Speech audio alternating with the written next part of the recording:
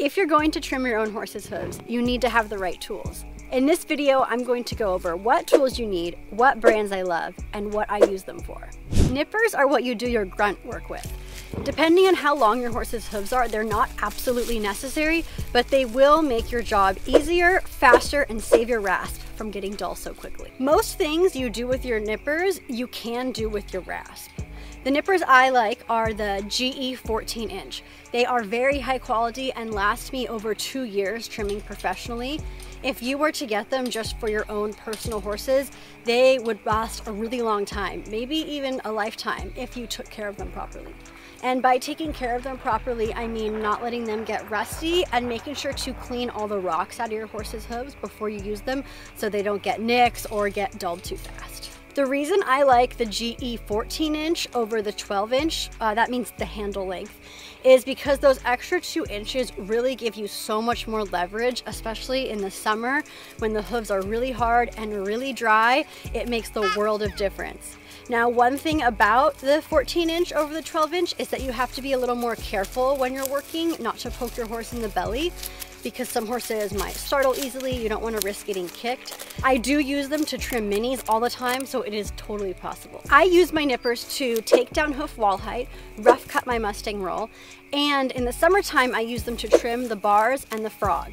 For the hoof wall and Mustang roll, you could just rasp for this, but you're never going to use your rasp on the bars or the frog. It's just not mechanically possible. You also can use your hoof knife for the bars and the frog, but in the summertime, I just find that they're so hard, even a freshly sharpened hoof knife will slip right off instead of cut. The rasp I use is the Bellotta Top Sharp rasp. I really like this rasp because it makes really smooth strokes. It doesn't catch on the hoof when you're rasping. This makes it much easier when you're learning as well. All rasps have an aggressive side and a fine side. I use the aggressive side for most of what I do, and then just the fine side to finish and make my Mustang roll look really smooth. I use my rasp to bring down hoof wall height and bring it back to the white line. I use it to balance and level the heels, and I use it to do my Mustang roll. Now, some of this can be done with your nippers. It just depends on how long your horse's hooves are.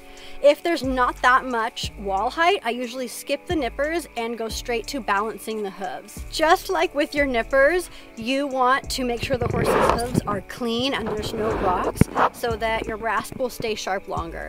I use my rasp probably on about 20 horses in the summer and longer in the winter, so it should last you a while just to trim your own horse's hooves. No matter what rasp you choose, you want to get a rasp handle. Now, there's tons of different kinds. It's really whatever you prefer, but rasp handles are great for 2 reasons.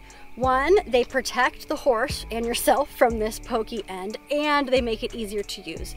And what's great about them is you can just take them off and put it onto your new rasp, so you don't have to buy a new one every time. The next tool I want to talk about is the hoof knife. I like the Hall hoof knife brand. They're very high quality and they last a long time as long as you sharpen them properly.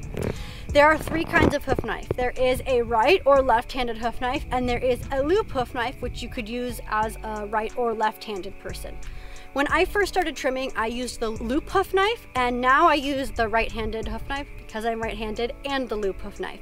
You really don't need both. It's all personal preference. They do pretty much the same thing, just with a slightly different technique. I use my hoof knife to trim the bars and the frog most of the year. Some people use their hoof knives to trim the sole as well. Now, I do not recommend that you do that. The sole should most of the time be left completely alone. There are some circumstances when the sole is shedding that you can help it out, but that does take some discernment, and if you do it before the horse is ready, you will most likely just make your horse sore. So if you are just starting out trimming, I recommend you do not touch the sole at all. There is a few months towards the end of the summer where I actually don't use my hoof knife at all, because where I live, the hooves get so hard and dry, it's basically impossible to use them even when they're super sharp. So depending on where you live, you may be able to use them year-round, or if you soak your horse's hooves before you trim. For a hoof pick, my absolute favorite hoof pick is the Ultimate Hoof Pick. I've had mine for over 20 years now. I actually lost it a week ago. I'm really hoping I find it. That's why I don't have it right here in this video. But it really lasted that long, and they are so strong and so durable, they never bend. Now, I also do have one of these generic hoof picks with the brush on it because the Ultimate Hoof Pick does not have a brush, and I use that brush to get out rocks and debris so my tools stay sharp for longer. For chaps. Now, chaps are not absolutely necessary, but they do help protect your clothes and your legs. I got mine from a local guy, so I don't have a brand I particularly recommend, but really any will work. One thing I do say is that they should go below your knees. Like, I wish these were just a little bit longer so that when you're bending down, you can kneel on them and they help protect you.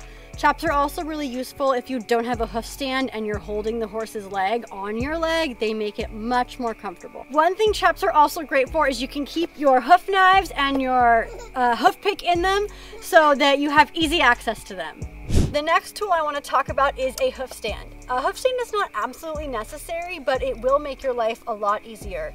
I got mine from the Anvil brand store. It's just a traditional hoof stand, but really any will do. If you do want to take over trimming your horse's hooves all on your own full time, I would definitely recommend investing in one. It will make your life so much easier. Now, depending on if you have a really old horse or a horse with really bad arthritis, that's going to change the way you do things. They might not be able to hold their leg as high as a hoof stand goes. For some older horses, I barely use my hoof stand at all, except to bring the foot forward on it because it's easier for them like that. I do have a video for how to trim without a hoof stand. I will link it at the end. It covers how to trim without a hoof stand just on a regular horse. I will be making a video in the future for how to trim without a hoof stand on an arthritic horse. One great benefit to having a stand is you can just keep your tools right on there. You don't lose them, they're not on the ground getting stepped on. Now, last but definitely not least, the tool that is very important to have is gloves. Now, this may not seem that important, but I can tell you from experience, you definitely need gloves. These, you can see, are getting holes. I burn through gloves pretty quickly because I'm trimming so often, and I have scraped my knuckles up so many times, even with them or wearing them once they got holes in them. Any gloves that fit your hand will do, as long as they're not super thin, but also not so thick that you can't feel the hoof, because sometimes you want to actually use your hand to feel and make sure it's all smooth, that there's no bumps, no divots. Thanks so much for watching. If you have any questions about any of these tools, feel free to comment below. I will answer you, and subscribe to stay up to date on all my hoof trimming videos.